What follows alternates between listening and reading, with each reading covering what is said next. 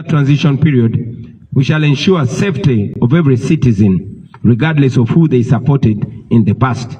We shall also ensure a broad-based, merit-driven government to reflect the true face of Uganda. Competent and patriotic Ugandans from all tribes, regions, genders, and backgrounds will be invited to serve in the leadership if they are up to the task. I want to encourage all of you, my fellow citizens, to reject the lie that nothing can change in Uganda. Everything can change in Uganda, and indeed, everything will change in Uganda. History has repeatedly shown that oppressive systems will always look unshakable until they fall. Every act of courage, every sacrifice, every truth spoken in the face of fear brings us closer to the new Uganda that we all dream of. Even those who defend the regime and do its dirty work, they know deep down inside that the present situation in Uganda can simply not go on forever. So let us reject the lies. Let us reject the tribalism. Let us reject hatred and division. Let us stand together and continue to document every single abuse against the people of Uganda. Let us continue to support the political prisoners, those that are harmed, those that are damaged, and their families too. Comrades, we must prepare for every eventuality in the coming election. This includes the possibility that the internet will be switched off. I therefore, at this juncture, want to encourage all of us, once again, to download the BitChat app now. This BitChat app is what we are going to use to communicate without internet and without mobile network. The more people that have BitChat app, the more effective its use will be in the coming days. And remember to keep your Bluetooth on at all times, because this app relies entirely on Bluetooth to function. So please download it now, start testing it now, and get used to it now. We shall use the BitChat to stay connected, to share DR forms and other important information, and to protect our votes even if the regime tries to cut us off. As I conclude, ladies and gentlemen, I want to remind all of us that the election of January, is a protest vote in its purest form. Millions of us should prepare to turn up and vote in order to overwhelm the dictator in the ballot box. If it happened to Marcos of Philippines in 1986, the year that Museveni took over our country, and if it happened to Yahya Jammeh of Gambia in 2016, then it can surely happen to Museveni in 2026. I don't know if you note the similarity of 1986, 2016, and 2026. Mark that and use it. See, comrades, the change that we seek will not come from guns or violence. It comes from the will of the people who express themselves peacefully through elections. That is why those who fear the people have perfected ways of stealing elections. Sometimes they steal them openly, and in other cases, they steal them quietly, step by step, between the polling station and the tally center. They stuff ballot boxes with pre-ticked ballots. They use more than one ballot to known supporters of the dictator. They manipulate the counting, skipping or repeating the numbers to erase the victories of those that are winning and inflate theirs who are losing. Many times they also alter the figures on the DR forms along the journey between the polling station to the district tally center. And that is why with every energy, with every wisdom, and with every courage that you have left in you, be at the polling station as early as 5 or 6 in the morning. Those who stuff ballots They do it very early in the morning before most voters turn up. Your presence will therefore be the first line defense against ballot stuffing. Now, after casting your ballot, after voting, please listen to this in capital letters. Stay at the polling station. The law allows you to stay 20 meters away from the polling table. Stay there and observe the rest of the process calmly and attentively. And we've always encouraged you, we continue to encourage you to use your camera. Even if the internet might be switched off, please use the camera and document on video everything that will be going on at the polling station. Please keep your eyes wide open at all times. When the counting ends and the results are declared, please remember that the law is on your side. Remember that. The Presidential Elections Act requires that once the counting ends, a copy of the DR form, and DR means Declaration of Results. So the law requires that a copy of the DR form must be immediately posted and displayed in a very visible place at the polling station for public view. Insist that the presiding officer at your polling station does this. Insist that the presiding officer, wherever you're voting from, pins a copy of the Declaration of Results form at the polling station, and please take a picture of it using your phone.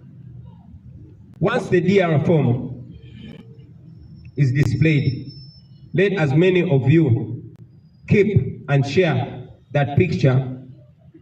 We'll find a way that I might not talk about now of putting and bringing them all together. Now, to our polling agents and other volunteers, the law also allows you to escort the DR forms and sealed ballot paper boxes as they are transported from the polling station to the sub-county or division headquarters, where our agents will already be waiting and watching closely. We encourage you to please escort them, especially you, our brothers and sisters from the border community. Section 58 of the Presidential Elections Act requires all returning officers to electronically share with us in real time copies of each and every return form, tally sheet, and DR form. As soon as they shall have completed the addition of the votes in their respective areas of operation, we shall expect them to strictly comply with this provision of the law. Now, comrades, should the regime attempt to steal our victory, demand for it. Mukabanje. It is allowed in the law. Our constitution guarantees your right to assemble, your right to march, and your right to demonstrate in case they rig election. Do exactly that without waiting for mine or for any other leader's order. Mukanonye, mukalonde, mukakume, era, mukabanje. Now, I want to remind all of you, fellow Ugandans, especially you that are skeptical about your right, those of you that are doubting their right in Uganda. Uganda was not built by cowards. This country was shaped by men and women who refused to accept injustice as a destiny. Every generation of Ugandans has been tested, and every time they are tested, the people have answered back firmly. In the 1920s, the Bataka movement rose when Ugandans were being pushed off their land and told to obey quietly. They refused, they organized, they resisted, and they won. They declared that no system, foreign or local, has the right to turn the citizens into beggars or into slaves on their own soil. In the 1940s, the African farmers said no to the exploitation through the Uganda African Farmers Union. They challenged the economic oppression head-on. They taught us that poverty imposed by injustice is itself a form of violence and must be confronted, resisted, and defeated. In 1953, the colonial government exiled the Kabaka. and they believed that fear would break the people of Uganda. But Ugandans responded with mass resistance. The Kabaka crisis showed us that authority without legitimacy will always collapse under the heavy weight of popular resistance and defiance. And when the time came for independence, Ugandans, our forefathers and mothers, did not ask politely for freedom. They demanded for it. They sacrificed for it. They paid a price for it. But ultimately, they achieved it. Independence was won through courage, not through fear. It was won through unity, not through division. It was won through unrelenting pressure from the people. Now, friends, especially you, the young people, I want you to know that that is our inheritance. Those people that stood firmly are our forefathers and our foremothers, and their blood is running in our veins. We are them in the current state, and we must not be intimidated. They stood and fought. They were less educated than us. They did not have technology. They were less informed than us, but they stood, they resisted, and they won. But today, that inheritance is being stolen from us. The promise of independence has been hijacked by a small group which rules us through fear, through corruption, and through the abuse of state power. Land is stolen, elections are manipulated, youth are brutalized, women are raped, and even men are raped as a way of humiliating them. Citizens are treated like slaves on their own land. Let us be clear, brothers and sisters. This is not stability, this is occupation by greed. And so, as we begin this year 2026, we say this without apology, that Uganda will not surrender. The Ugandans are not going to surrender their country. We are often asked what our weapons are. What do we have as weapons to fight back against oppression and dictatorship? Our answer is always clear and bold. Our only weapons are the Ugandan flag passed to us by our founding fathers and mothers, and of course the ballot.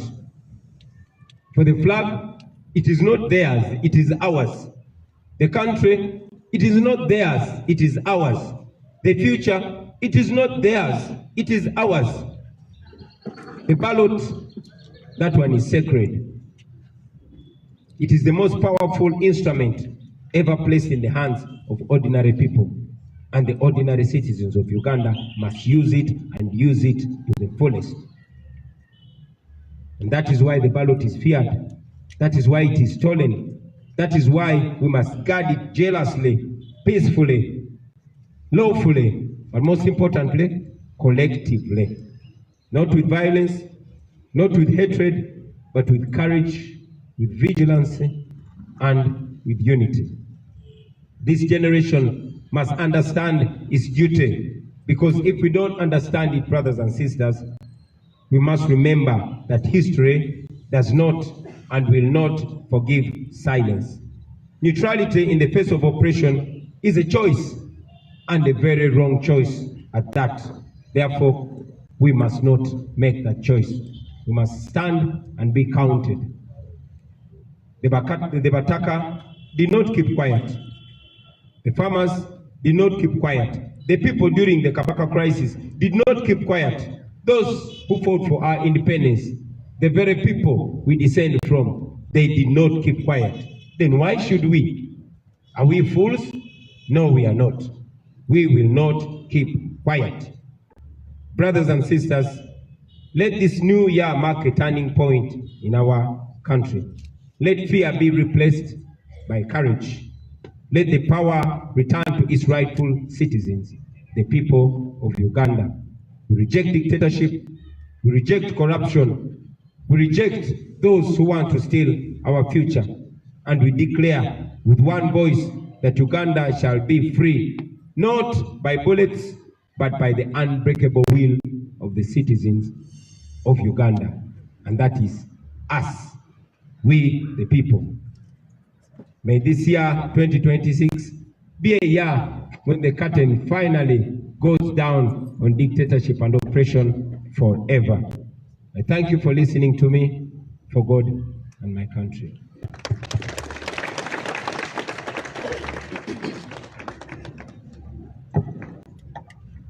Thank you very much. Oh, this microphone sounds much better, but the other one helped me speak in more bass. So I'll take 5 questions from you, dear journalists, and we shall call it a wrap.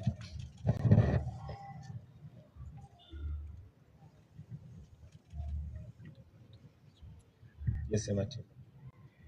Yes, sir, Mr. President, tandyagadde okumanya message yo eriki eri eggwanga ku nsonga ya Meeja omu eyavuddeyo n'agamba nti Uganda flag bwe banaagikwatira mu dduuka ly'omuntu oba abantu bonna bunaaba musango era abanaaba baziwanise baakuvunaanibwa. Maybe if I may translate your question in English so I can answer it both ways. Sematimba Bwejire is asking for my comment on one UPDF serving officer called Major Kutesa, who was captured on camera telling goons that are named ghetto structure that anybody that is seen having a national flag in their house or shop, they should be robbed. Now, for context, Major Kutesa is working with the Damolira. Kutesa and Damolira were tasked by Museveni to build a group of goons across the country. Those goons were seen on camera robbing people on the streets of Kampala, beating people, and one of the women they beat died, but no justice was served. This is a group of criminals that are picked from different ghettos, and some are picked from prisons and told that for them to have their freedom, they have to do the dirty work for the regime. And indeed, these are the people that you have seen on camera covering their faces, protected and guided, sometimes commanded by police and the military to brutalize Ugandans. Now you saw Major Kutesa among them, telling them to beat people, and not only beat, but telling Ugandans that anybody who is found with a national flag hanging anywhere in their businesses are going to be robbed by those goons. My answer to them is, you cannot intimidate the people of Uganda. There are laws, and at the right time, when the rule of law is restored, you that are abusing office and embarrassing the national uniform, you will answer for it. Now, to the people of Uganda, I say to you that you have every right to fly the national flag in your business. Hang it in your shop with pride. Hang it in your house or on your house, on your vehicle with pride. Respect it, love it, and teach your children why the national flag is very important. And anybody that attacks you, if any robber, anybody, any goon or any criminal attacks your business to rob you on account of having a national flag, you have every right to defend yourself. And I call upon the people of Uganda to stand together and defend their fellow Ugandans whose businesses are being raided and attacked and robbed by thugs and criminals. You have every right to defend yourself with anything you can land your hands on. Kino kanchide mu Luganda. Sematimba Bwejire abuziza kyenjogera ku munnamagye omu gwe bayita Major Kutesa yalabiddwa ku mikutu ng'alagira gurupu y'abayaaye n'ababbi ng'erawuninga bannayuganda nti munnayuganda yenna anaasangibwa ng'alina bendera y'eggwanga mu dduuka lye oba mu bizinesi ye nti ababbi bagenda kujja bamubbe. Poza okukibakubira mu ttooki n'okutangaza obulungi, Major Kutesa, Major Emma Kutesa, musirikale w'eggwanga erya UPDF ali ku ddala lya Major. Naye Kuteesa ne Christopher Damulira balina omulimu gwe badde bakolera Museveni nga beetoolola eggwanga lyonna nga bagenda mu biseguusi oba mu ghetto ez'enjawulo nga bakuŋŋaanya abamenyi b'amateeka, ababbi n'abakozi b'ebikolobero. Abamu bagenda mu makomera ne babajjayo ne babasuubiza nti singa banaakolera gavumenti ya Museveni emisango emirimu egyo emikyafu egiri egy'omu okutulugunya abantu, okuba abantu naddala b'opozitioni, bajja kuba tebalina musango era gavumenti ejja bakuuma. Era be bayaaye n'ababbi n'abatemu be mwalabako nga Museveni agenda okwewandiisa nga bayita mu kibuga nga banyagulula abantu, nga bakuba abantu. Omukyalo omu gwe baakuba yafa n'okufa. Mu be baanyagulula mwalimu ne Jessica Lupo, naye tewali musango gwonna gwe baabagulako. Kaakati kubanga bannayuganda batandise okweyagalira mu bendera yaabwe, Major Kuteesa yalebiddwako ng'akubye olukuŋŋaana ng'alina abo abayaaye ng'abalagira ng'erawuninga bannayuganda nti munnayuganda yenna anaasangibwa ng'alina bendera y'eggwanga mu bizinesi ye tibagenda munyagulula.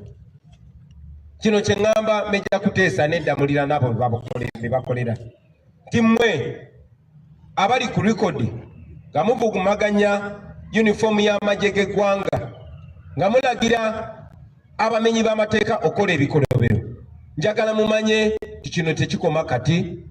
Ku kiseera ekituufu ng'enfuga ey'amateeka eddiziddwawo mu Uganda mujja kwanukulira ebikolobero bye muli mukola kubanga biri documented ku kamera. Era njagala n'okulabula abaana ba ghetto abali eyo mwe be bakozesa mu butamanya nti abo babakozesa ne bajja kumala babasuule mu kinnya. So bye mwalaba kye bakola Zebula ne kye bakoze bannaffe abalala bangi nnyo. Mu kiseera kye kimu njagala okutuusa obubaka eri bannayuganda mwenna abatulaba.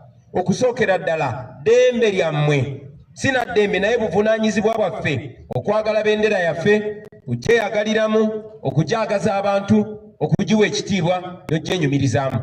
Era njagala okubasaba bendera y'eggwanga giteeke buli w'osobola mu nju yo, obeere ng'ogirabako ng'oddamu omwoyo gw'eggwanga, ogiyigiriza abaana bo, ojagaza abaana bo, ojagaza emikwano gyo, na buli atamanyi bendera ya ggwanga kyetegeeza gimuyigirize nti eno bendera si ya muntu, si ya kibiina kya bufuzi, wabula eno bendera ya ggwanga. Buli omu oba owagiraani oba ofaanana otya kasooba ng'oli munnayuganda, eno bendera ogiinako omugabo gwe gumu era ekwesa ekitiibwa kye kimu.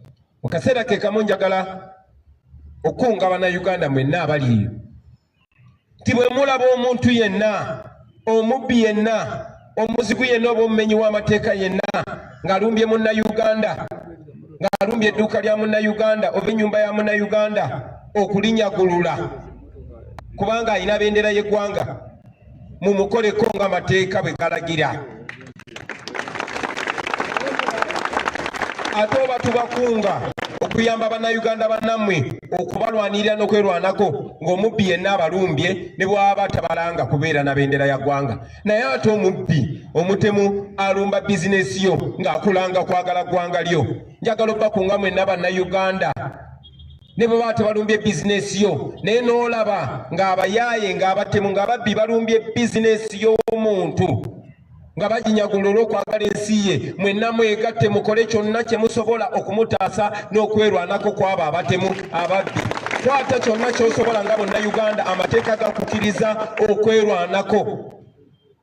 Kiba kya busiru nnyo okuleka omumenyi w'amateeka, omutemu, omubbi okutulugunya bannayuganda. To all of you Ugandans, it's unfortunate that the country is slowly but steadily being handed to criminals. When your safety, when your nation, when your security is in the hands of criminals, you have every right to defend yourself. In any case, the Constitution provides that you must use everything possible within you and around you to defend the Constitution and to defend yourself. So mwerwaneko mu ngeri yonna esoboka. Abo ababbi mubasobola ekibabbisa kubanga tebalina maanyi na mutima kusobola kwekolerera. Oba tebasobola kwekolerera tebasobola na kwerwanako, tebasobola na kubatulugunya. Mukolanga kye musobola kyonna. Okolanga ky'osobola kyonna Munnayuganda munnange bw'olaba ng'omumenyi w'amateeka ng'alumba Munnayuganda munno olw'okubeera ne bendera. Nalabye n'omuyaayo omu ng'agamba nti gwanaalaba ne bendera y'eggwanga bagenda mukuba mbakunga mwenna Bannayuganda bannange. Bw'olaba ng'omuntu yenna omutemu yonna omuntu yenna ng'alumbye owa boodabooda amukuba amutulugunya olw'okubeera ne bendera, nze mbakunga mubangayo ne mutaasa Munnayuganda oyo kuba omuntu alina bendera olina omuwa ekitiibwa. Mu kiseera kye kimu kankozese ne guno omukisa okubakunga mwenna. Tiogenda n'olaba bizinesi y'omuntu ng'alina bendera y'eggwanga. Mazima ne byatunda ne bw'oba tobyetaaga baako ky'omugulako omuwagire olw'okwagala eggwanga lye. Owa boodabooda bwe baba nga bali babiri naye ng'omu omulaba ayagala nnyo eggwanga lye ng'ataddeko ne sitiika ya bendera ya Uganda oba ng'alina bendera ya Uganda, muwagire mwogere okwagesa abantu eggwanga lyabwe. Ne bw'oba tolina ssente waba kiri mukubira ejjambo oba omugambe ekigambo ekimuzaamu amaanyi, mugambe weebale kwagala ggwanga lyo, ekyo kiyigirize n'omulala.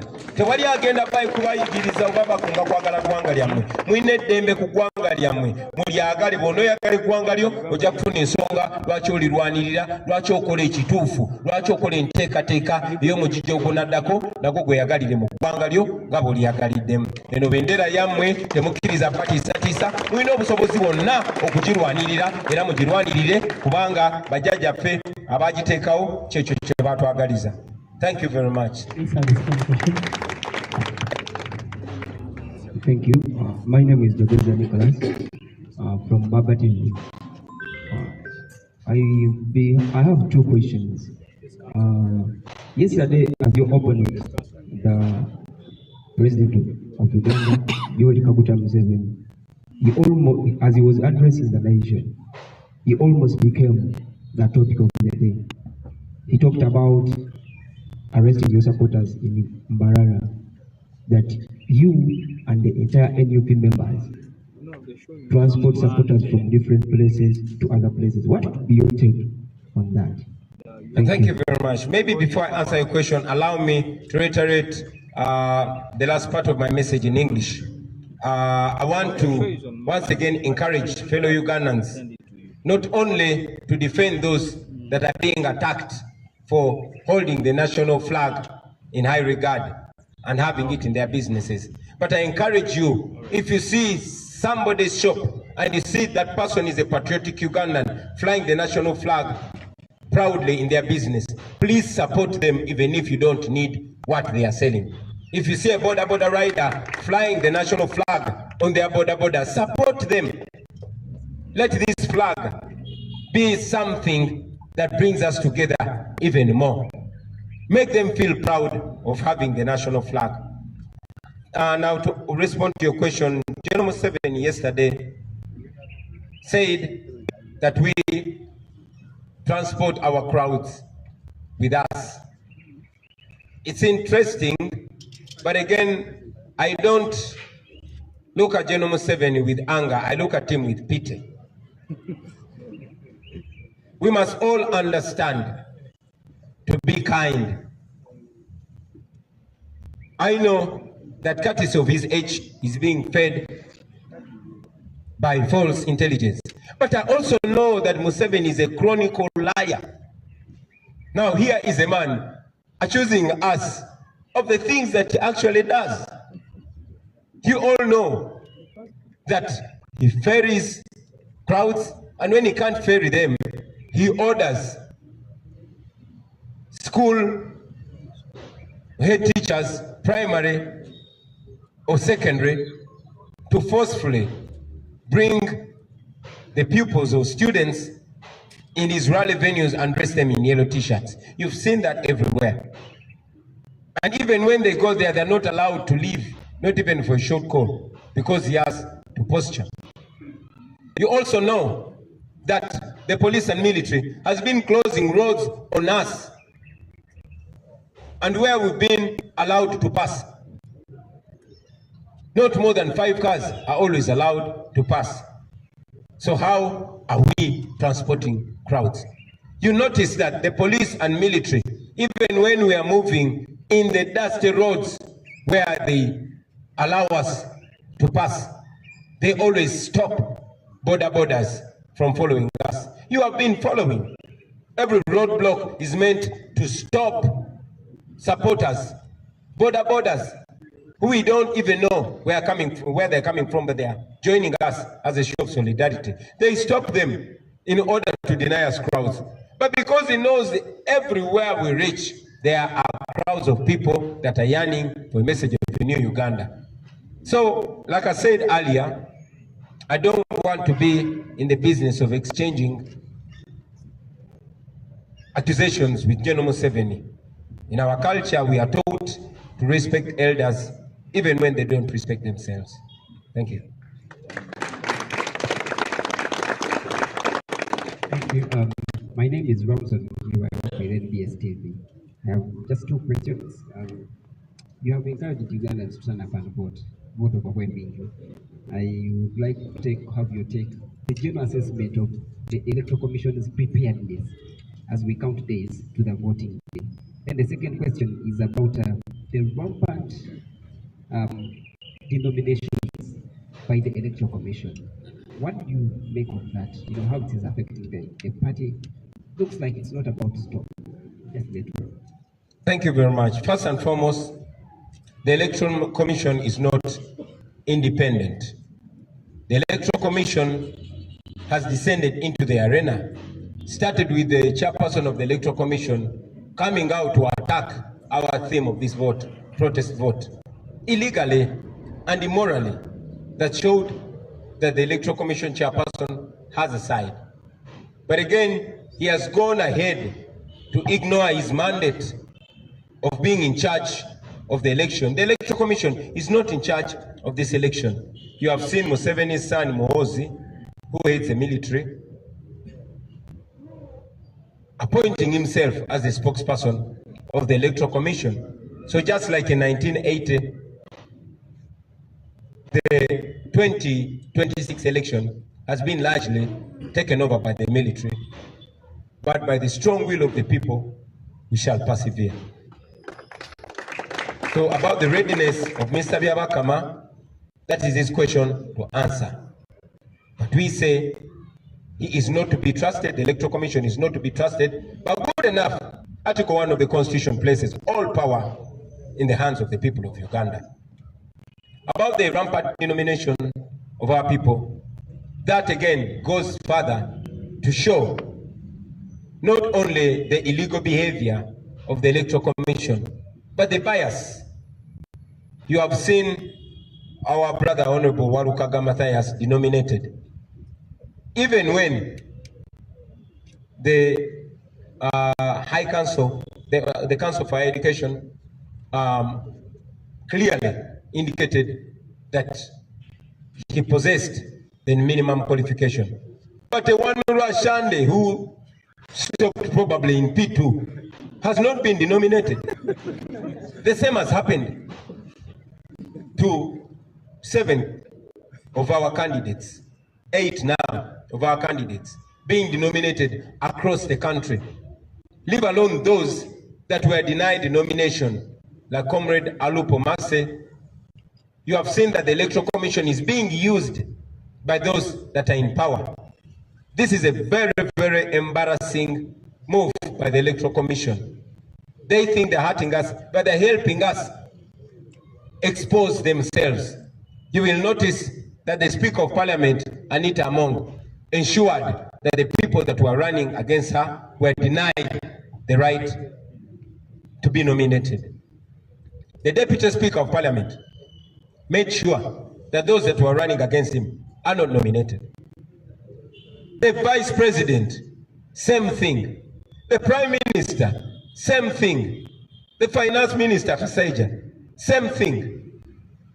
So you realize that this is a joke. But I want to assure Ugandans that as soon as we get to a new Uganda, as soon as the rule of law is restored, please wait for those by-elections. The people of Uganda deserve and indeed will have the right to vote for their leaders, and they will not have stooges imposed on them. We are taking the next question. Thank you. Thank you. My name is David from Monta. I'm asking about water protection. Sorry, maybe before you ask that question, I will also add to that answer that shamelessly, some of the candidates have been coerced, others bought out to the tune of 500 million each. Imagine a government, imagine an old man in his 80s who prides himself in having fought for democracy, buying out candidates, to the extent that some of our candidates were arrested, put in prison, and intimidated. Then they reached out to them in prison. Shame on you, Museveni. Please go on with your question. There is a request from Mohiro. The question is about There are more people in Uganda. What you are using on the show? wali akatibu k'ebyokulonda kadinominatiza abantu bannakibiina bangi kyo kyogera ku kubanga n'olwaliro wali omuntu avuddeyo kyenkana buli lunaku abaali be badinominatiza then n'ekyokubiri gyonna assessment y'akakiiko k'ebyokulonda nga tugenda mu kulonda ennaku kati balambale tukunze bannayuganda okuvaayo mu bungi balonde olwo akakiiko kali ready. Webale nnyo akakiiko k'ebyokulonda ne bwe kandyagadde okubeera redde si ke kali mu mitambo gy'okulonda kuno. Akakiiko k'ebyokulonda bwe bansolo teyina mannya. Mwami Byabakama si yali mitambo gy'okulonda kuno. Mwami Byabakama n'akakiiko ke tebeetengeredde. Ye nga ye already yalaga saidi tulinga abavuganya n'akakiiko k'ebyokulonda ne poliisi n'amagye n'ebitongole byonna mu gavumenti. Mwami Byabakama yasooka kuvaayo n'avumirira eŋŋombo yaffe eya protest vote nga talina tteeka n'erimu lyasonzeemu. N'amala n'avaayo mu buswavu bw'ekitalo nga mulamuzi mulamba munnamateeka naye n'agamba ebyamateeka temubigoberera naye temubeerawo temukoma akalulu kamwe. Mwami Byabakama gwe tulumiriza okubba akalulu kamwe. Ate ne mukama we Museveni yavaayoko n'agamba nti twegatta naye ne tubba obululu bwe. Kaakati Mwami Byabakama bw'oba tukulumiriza okubba akalulu nga ne bosi wo yali akulumirizaako, lwaki toyagala bannayuganda bakuuma akalulu kaabwe ate nga amateeka bwe gagamba? Gwe nga munnamateeka oyinza otya okugamba abantu nti amateeka temugagoberera justice temujja? Ekyo tekijja kukola, tujja kukuuma akalulu kaffe. N'ekirala muze mulaba nti amagye galinga gawamba okulonda kuno okufaananako ng'okulonda okwa 1998 amagye bwe gawamba okulonda. Mutabani wa Museveni nga yakulira amagye yeefudde omwogezi w'akakiiko k'ebyokulonda neera nga bwe tuze tugamba amaanyi g'abantu bonna gajja bayinga. Obuuziza ne ku nsonga ey'okujja abakulembeze baffe ne bakandideti baffe abeesimbyewo ku lukalala, ekyo nno kya buswavu. Muze mulaba ng'abantu baffe babajja ku lukalala. Mwalaba Honorable Mathias Walukaga bwe bamujja ku lukalala ne bagamba talina buyigirize bumala, ali ku university nga n'akakiiko ak'okuntikka akeekebejja ebyobuyigirize kawandiika ne kakakasa nti Walukaga alina obuyigirize obwetaaga okwesimbawo, naye ne gy'asomera nabo ne bawandiika, naye akakiiko k'ebyokulonda ko ne kagamba tasaanidde. Akakiiko ke kamu kakkiriza Lwasande eyakoma mu P2 okwewandiisa ne bamunominati nga agende yesimbewo kuba MP. Tekikomyawo mu kulonda kuno, obuswavu bwongedde okulabika mu nkola ya Mwami Byabakama n'akakiiko kakulemberako ebyokulonda. Abakungu bonna mu gavumenti ya Museveni yamulagira titebabaako ababeesimbako, kubanga mu kulonda kwa 2021 bonna twabawangula, ba vice presidenti, ba minisita, twala tugende. Kaakati yatidde okuswala kuno kwekusalawo nti sipiika we Anita Amongo ogwe mumanyi bulungi omubbi teyesimbikako, n'asalawo nti vice president we Jessica Lupo teyesimbibwako, era abaali babeesimbyeko ne babagaana okwesimbawo. Nti prime minister we Nabbanja gwe mumanyi obulungi nti naye talina kwesimbibwako. Minisita we ow'ebyensimbi ne deputy speaker tebalina kwesimbibwako era baali babeesimbyeko ne babajja ku lukalala.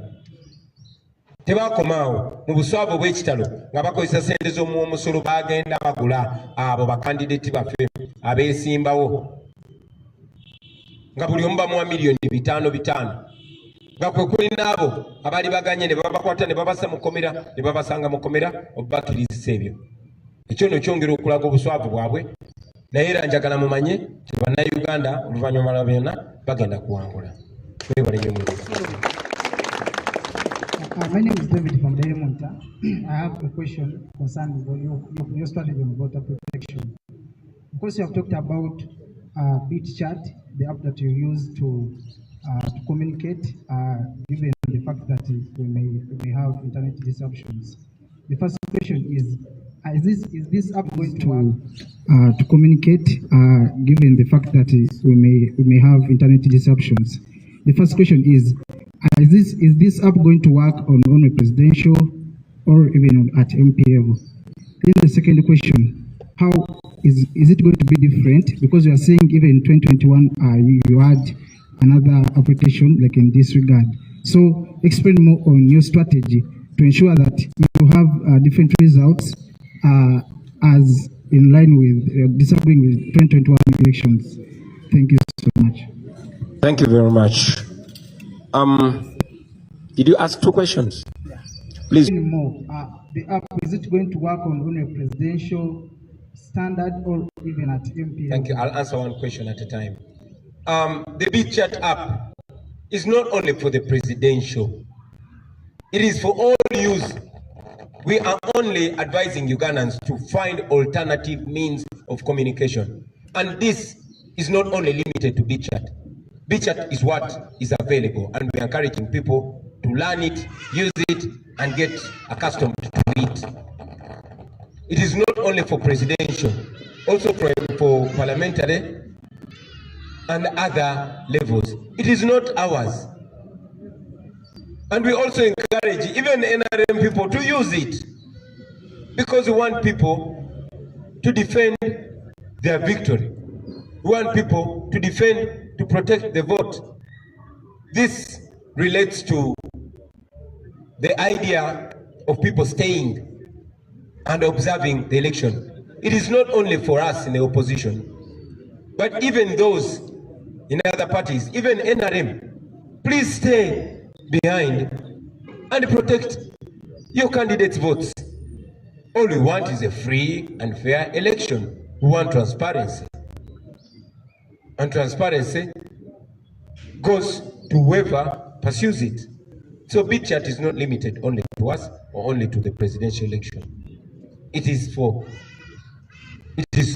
all across cutting. And your second question, please. The second question was about efficiency, because you are saying in 2021 you had another similar app that you used for water protection. So how is this one? How is it going to be different from 2021 in regard to efficiency and influence voter number? I mean the results. Thank you very much. We don't own Big Chat, so it is not us to explain its efficiency. It's an option that we have and we want to use it. But also, talking about 2021 and now, I will remind you that Mandela taught us that in an oppressive system, it is not the oppressed that plan the way forward. Many times, our course of action is decided and determined for us by our oppressors. We probably wouldn't be talking about Big Chat, but because we know that they might or will cut off the internet, that's why we're trying to find alternatives. We had your vote in 2021 because the regime was only switching off social media and not the entire internet. But in 2021, they were so scared, they switched off the entire internet. Now we are envisioning all scenarios and we're planning for them accordingly. Thank you very much. So, ladies and gentlemen, with those few answers and remarks, I want to take this opportunity on my behalf and on behalf of the National Unity Platform to wish you a Happy New Year 2026 and a Happy New Uganda under the National Unity Platform government. Thank you very much for God of our country.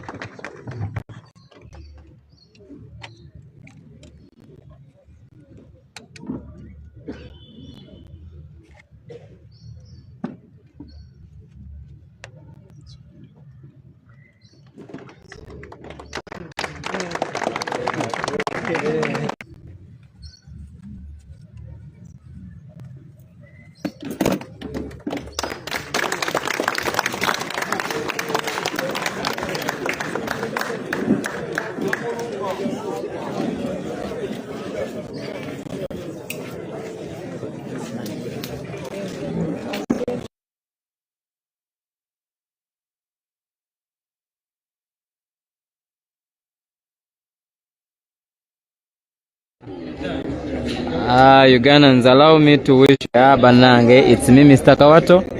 Nze mbadde emabega wa kamera ndowooza president mumuwulidde bulungi.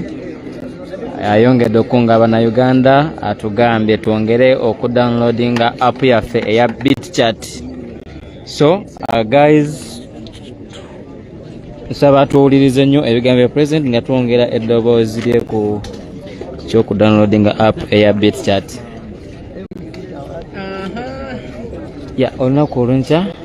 Olunaku olw'enkya tugenda kubeera mu bitundu bya Mbale. Abaana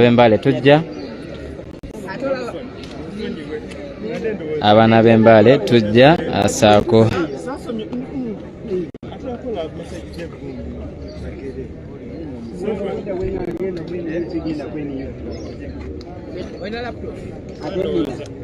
Alright, abaana Uganda yena gye muli mbadde mbagamba it's me Mr. Kawato mbagambye ennaku lw'enkya nga twongera okutalaga eggwanga. Abantu b'Embale City tugenda kujja Bududa, olunaku lugenda kuba lwa mukaaga Mbale namwe ku Saturday, then ne ku Sunday Sironko ne Bulambuli tugenda kuba nga tujja okwongera okutambuza enjiri ya protest vote baganda bange. Mbagambye enkya tuli Mbale, then ku Saturday tugenda kubeera Bududa ne Mbale, then Sunday Sironko ne Bulumbuli. So guys, get ready to welcome us tujja okwongera okutambuza enjiri ya protest vote. Bana Uganda bana etongera bakunga omulanga gwa flag president agwogeddeko. So buli omu olifuna flag ya Uganda as a weapon. Flag ya Uganda kyekyokulwanyisa kyetulina. So everybody, happy new year. It's me Mr. Kawato. Aba supporting ako transport. Guys, abagenda okunsapota ku transport, enamba eziri awo wansi ku screen.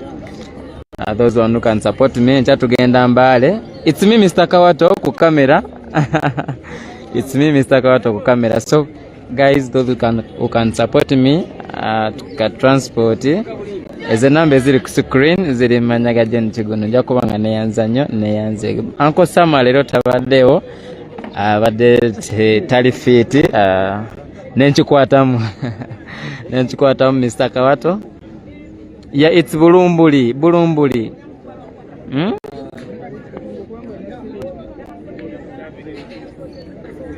Ekyo bakiyita Bulambuli, Sironko ne Bulambuli. Yeah, tugenda kubeerayo ku Sunday.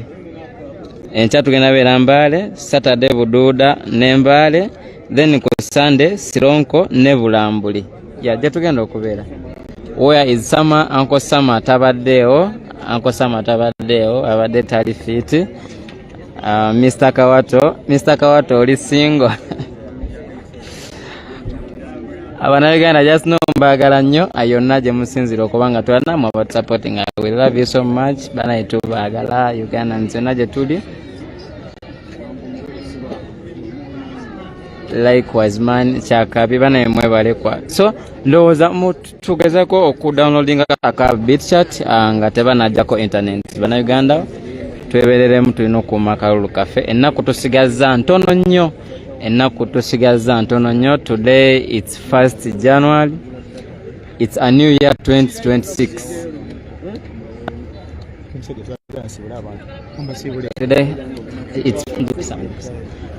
Today it's 1st January. Nsaba alina kutusigazaayo ntono nnyo obudde butugwako. President atugambye nti tulinga abalwanyisa n'akakiiko k'ebyokulonda, so kitegeeza nti bali already baalaga dda side gye baliko, so tuveeyo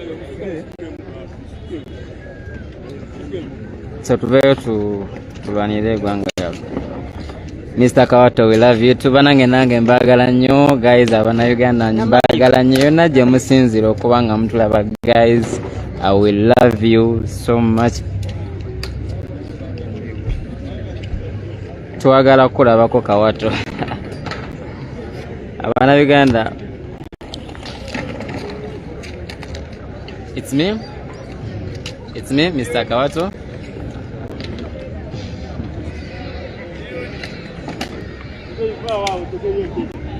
Kazi je katini mbade kyayikola bikamalize katini. Kawato house Kazora ajja kuba fine, Kazora ajja kuba fine sala. So bannayuganda abatu supportinga ku transport atugenda Mbale, atugenda kumalayo ennaku 3.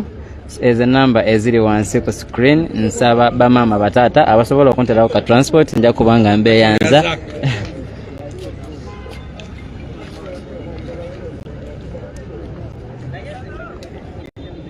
Yegwe nsaba kaluluka. Okay, we love you Kawato. Banange bannayuganda nze nsinga baagala. Bannayuganda nsaba ng'ennaku z'omwezi 15 banaye tubikole, tunule eggwanga lyaffe, tujje baganda baffe abali mu makomera, tujje baganda baffe ba Olivia Lutaya, ba Alex Wise Mufumbiro, ba Edmundwe, bonna tuveeyo tunule eggwanga lyaffe ate tusobole okulaba nga nate tuzza eggwanga lyaffe nga tubikola, kuba president atugamba amateeka gali ku side yaffe ate generation yaffe ndalamu. So Ugandans, we love you so much. Yonna gye muli bannange bannayuganda nyongera obbakunga mugende mugyeyo obukonge, buli omufuna akakonge, abomala okafuna kwata flag eya Uganda ate ku lunaku luli olw'okulonda ennaku z'omwezi 15. Banange guys, buli omu abeere nnyo, toyambala kiraga nti atenze ndiwa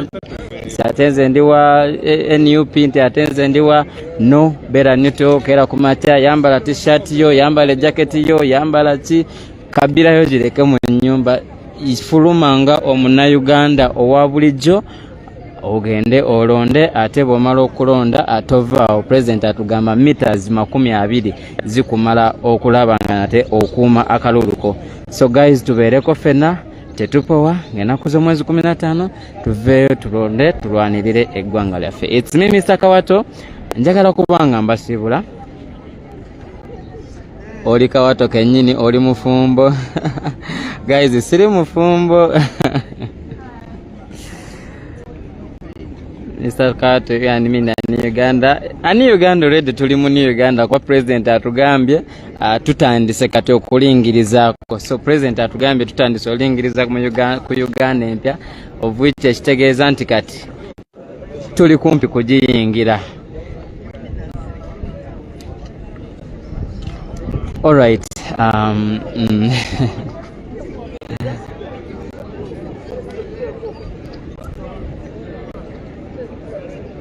Nkwesoose abanesoose mu Uganda empya kyakabi.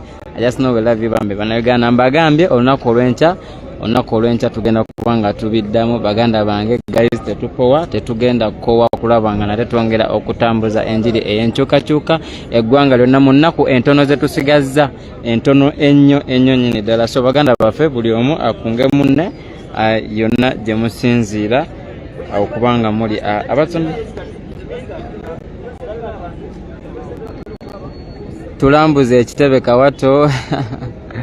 Ekitebe kyekino guys. So kyekino. So nsaba mberekereze bamama batata nate tusobole okulaba nga tuteekerateekera olugendo olw'enkya olw'Embale. Abaana b'Embale olunaku olw'enkya tuli nammwe. Mbagambye tugenda kumalayo ennaku 3 nga tetwongera n'olunaku lwe Sunday by the way tugenda dukola, teri kuzikiza, teri kuwumula. So bamama abatata, it's me Mr. Kawato. ya nagambye akabonero manvuuli so nsaba mberekereze ddamu otunule mu kamera please.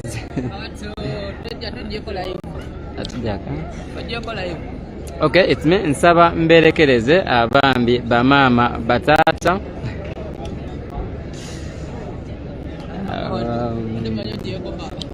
so nsaba mberekereze bamaama batata nate soko mbuulire naawe andanga abambuuza okunyenya akawato so nsaba mberekereze nja kubanga nate tubaddira olunaku lw'enkya Uncle Sama abatumidde nnyo nyini ddala Uncle Sama abaagala nnyo taata Kisoro enkyagenda kubeera taata Mbaale so guys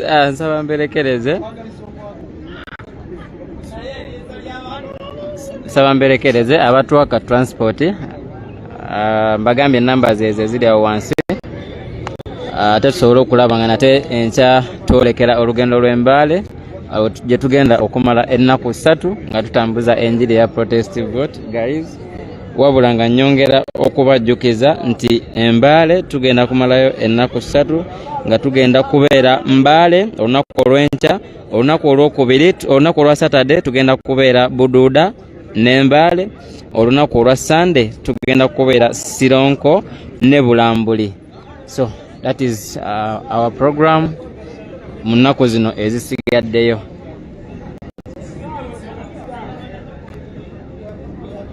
Alright, banange abanayuganda muzikirize mbasiibule nate olunaku olwaleero.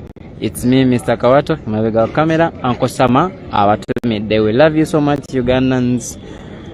Nga 15 don't forget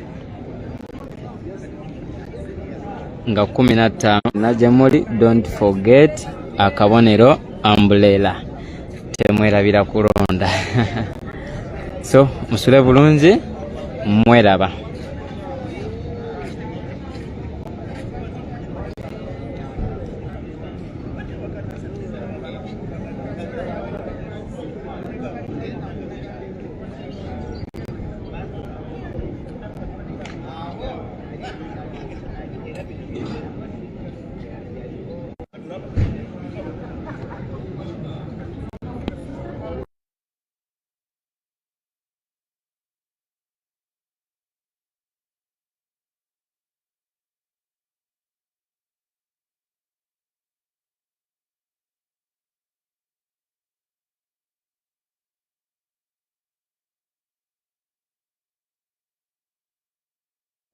Tugabe flaga zino.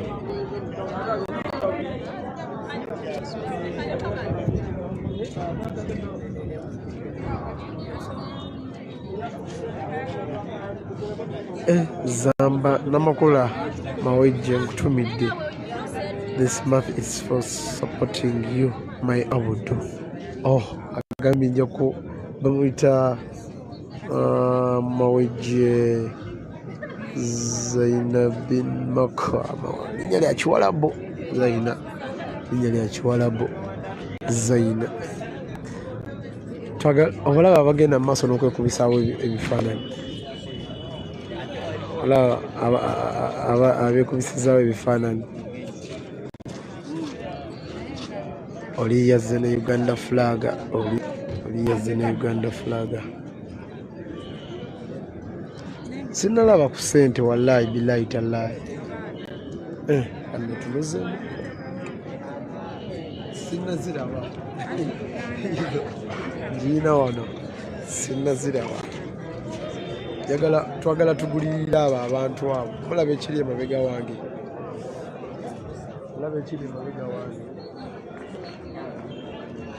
Ababadde bazze okulaba speech ey'omukulembeze ku byayogeddeko ku byatugambye akuutidde nnyo bannayuganda okusapootinga buli alina fulaga. Agambye bw'ati njagala bannayuganda musapootinge bannammwe abalina Uganda flaga. Buli alina Uganda flaga nga wa boda nobasangawo bana goba olinnya bw'osanga mu katale olinga ataddeko Uganda flag goba olinnya goba ogulako muwogo goba ogulako amatooke pulezidenti akikatiriza bulungi agambye mwenna abamagalagi kati emmotoka nga zifa musapotinga egalagi ezo waliwo wano abali wano Kaleerwe Allahu akbar abaana bateekako boodi wano Kaleerwe wano wansi bwayise mu bigalagi wali abaana b'ekatwe Allah abaana b'ekatwe bateekako fulaga mubasapootinga ebintu byonna biri katwe ebyakabi ekatwe wosanga batunda obuuma obw'emberenge gwayagala omuvubuka okutandika okukola katwe ab'amasimu kasita osanga ng'oli ataddeko fulaga muguleeko esimu zifa njagala kugulako kwabo abatunda Uganda flag njagala bagulako waliwo omukyala yamperezaayo wamwe sinnalaba meseji yammwe waliwo omukyala yatuweerezaayo yesterday ku Airtel yatuwadde eza fulaga njagala batumirako abakomentinga mwenna bannayuganda abatugoberedde okumala emyezi 2.5 tubulayo weeks tutambudde Uganda tutambudde ffenna nga mutugoberera njagala kubeebaza mwenna abatulaba naddala ku Facebook ku H.E Muwonge TV banange abatulaba okuva ku makya abawali mu Jinja Central Market bo batulaba okuva ku makya paka Kibuwungeera omukyala alina kaseke eyo omukyala alina kaseke nyongera okumutumirako omukyala oyo atulaba okuva ku makya waliwo omukyala bamuyita mama Christine e London atulaba okuva ku makya ku H.E Muwonge TV namwenna abatwongedde okusapootinga mu mbeera yonna akayumba kakali akayumba ke kaliko olaba kaliko enzuuminga abazzeewo babadde bangi abazzeewo ku kayumba ako babadde bangi era support tugirabye support nno naye ndi mukwagala sente za fulaga sibata era sibata wendi njagala ku sente za fulaga saba ku sente za fulaga ero njagala genda ng'olenga nina flags nyingi wetudda pulezidenti ayogedde ku mwami gwe bayita Emma Kuteesa munnamagye era ali ku ddala lya meja ye coordinator wa Museveni mu nsonga za ghetto affairs abadde ajjanga nnyo era ali mugenda mu maaso n'okutendeka abavubuka abakozi b'effujjo Kuteesa bakusindikidde obubaka bagambye abo baana b'otendeka bemukola byebakola byemwagala bakole nga mwe mubitya temusobola kubikola olw'ensonga muyina amannya lwaki toleeta mutabani we kubanga wagamba pulezidenti lwaki taleeta Solomon lwaki omwana wo sigotendeka okukola ebikolobeera ebyo byemwagala okukola ku bannayuganda nga bataddeko Uganda flaga ku bizinesi zaabwe lwaki toleeta mutabani we kale lwaki tamukozesa abo abasirikale mugamba nti bangi because mugamba nti bangi nate temusobola bibakoze kubanga nabo bakati tebakyakyagala buli gwe bayita okuba munnayuganda atya era mulimu ssente nnyingi nebakongeramu ka allowance kangi mukuba mwami Kuteesa fe tuli baana bawano bwayise tupulidde brother abo bolondamu baganda baffe tucoba nabo twacobanga nabo era we bajja emanju batubuulira mubawa colo ale mujjayo bajeti nnene mubitya temusobola bikozesa baana bammwe muleete abaana bammwe bebabeera ku front line mubiba birungi.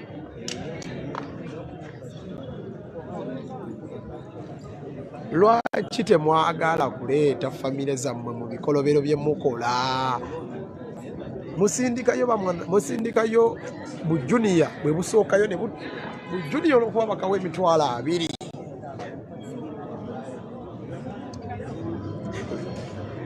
Yanze H.E Bobi H.E Mwonge TV yonna gye mutulabirawo. Waliwo omukyala wawo Mondeeba atulaba okuva ku makya, yangamba atulaba okuva ku makya paka saawa gitukobekereza. Banaye mami nkwebaza, waliwo omukyala alina kaseke atulaba ku H.E Mwonge okuva ku makya. Bamuyita Jona Ghetto TV, muweereza munnaffe ale mukozi ku PAL FM, aweereza nnyo programs ebyobufuzi, ddala akyaza nnyo bannamawulire okwogera ku byobufuzi ebibeerawo mu ggwanga.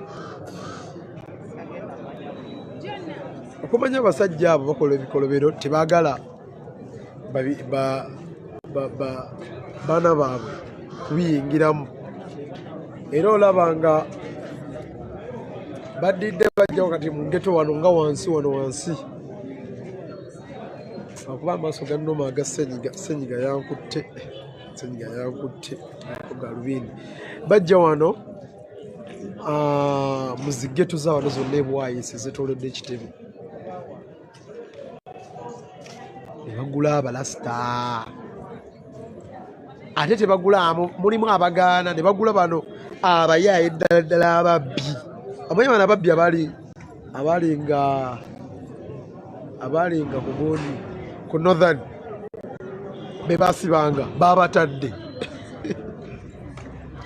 Ababbi abattanga abantu ku Northern be basibiriza babatadde ate ne babawa mission ddala. Naye bye mukola akaseera kagenda kutuuka biba balibweko ng'abantu. Naye njagala kubuuza Mwami Kuteesa, ddala kituufu wona avaawo famire yo egenda sigaza obuyinza nga bw'obadde nabo? Ako kakulu nda Uganda flag alwampeereza. Hey bro, hey, is the number 75? Sindikidde ku WhatsApp. How are you man? Yes, kamudde waggulu. Bane mwe njagala nnyo Uganda flag. Gamba wako obutipu butono tubogera tutambula jibibo tusinye perezayo.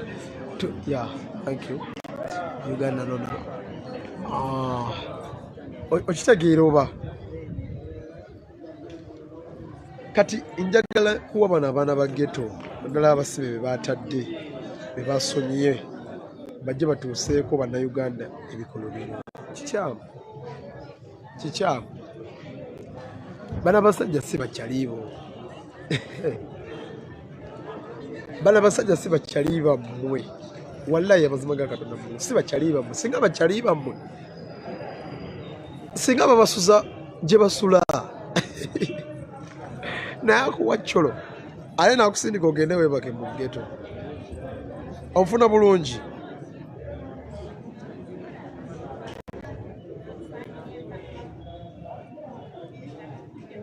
Okitegeera banaye national address wedde tuli mu kwogerako ku bintu ebyo byayogeddeko, naye ndi mu nsonzeeyo ekimu ku byo ekibaddemu ekyensonga kyendagala nga banekona mu bannayuganda ekyokukozesa abaana ba ghetto, okozesa ababbi bajje bakuba omuntu akutte Uganda flag bamulonde ku business bamukwate ku YouTube gendayo girabe ku H.E Mwonge ku YouTube address gyeri egenda mu maaso ku YouTube address gyeri gendayo girabe. Kati gwagala tunyumyemu wendi wano, gwagala okumpa kuza flag wendi wano.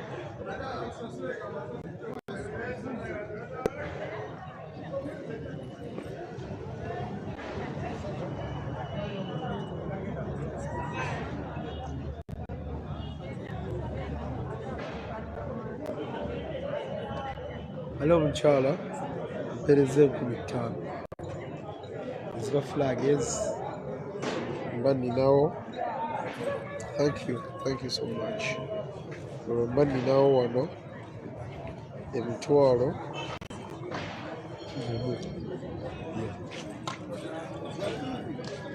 mba ninawo emitwalo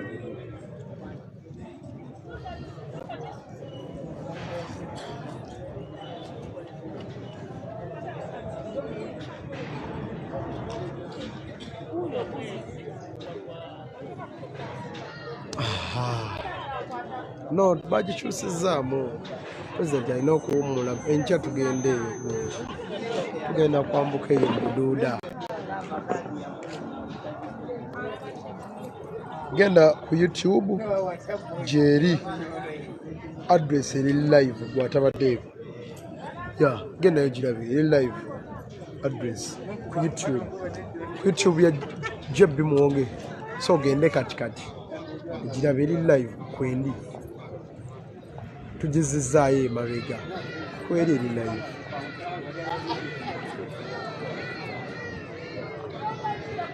Gendayo ogirabe.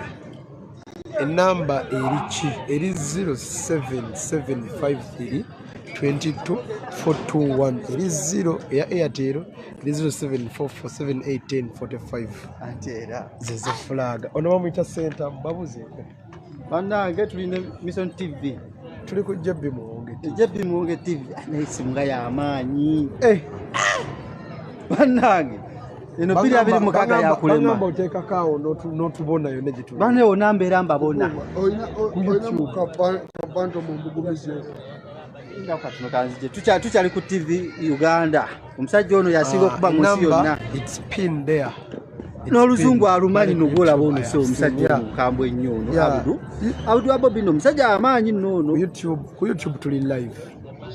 Ayagala speech ni atugirabye watubadde address YouTube naye gonna omubiri gwemulaba omusajja ono yanteekamu ku ssente era nga olaba enkoko tulya namba tufuneyo wano enkoko tulya namba ate era nga bwobimanyi enkoko tulya namba kituufu.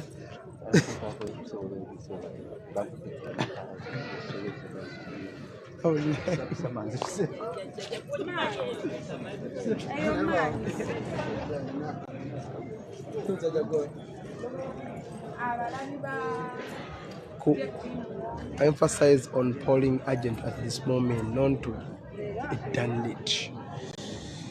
President kuchayogeddeko ekirala oyogedde tukone ku ebyo byayogeddeko. President kirala kyayogeddeko ayogedde ku abantu okulonda bakeere 12 beera ku polling station oyenga watuuse bw'oba wakatuuka ku polling station ndako wali ebbali bakubiriza kino wagenda okeera bakubiriza togira mu NUP ataya togira mu kiraga nti owagira bobiwine towagira jangu ngaayo wagira ne Museveni ne akutegeezeza jangu ne Uganda flag jangu ne Uganda flag kyofulaba nzize mumpe ku Uganda flag nzigabira abantu bano kulwabana abantu bano abo abali mabegaawo benjagala okugabirako wini twagala gabira flag z'abo abaafa abantu bafa abaafa naye nakafuna 15 ziva wa mukyala ku Airtel. Enamba yange eri 0744 781045 ayagala address genda ku YouTube H.E Muwonge TV kweri eri live saawa zino bagizeemu. I even beg those in struggle with the number, please call upon people to download BChat. President yakubiriza abantu era zeemu n'abakunga okozesa app gye bayita BChat. Fenze nze kwendi era wedda communicating just ono siinaako data kwendi eyo akanteekeko nawano akubiriza n'abantu n'ekirala mubeere mukubire ku bantu bammwe mukubire ku bantu bammwe nga wensaba flag let me send on MTN ele kankubireyo omuntu omu musaba akalulu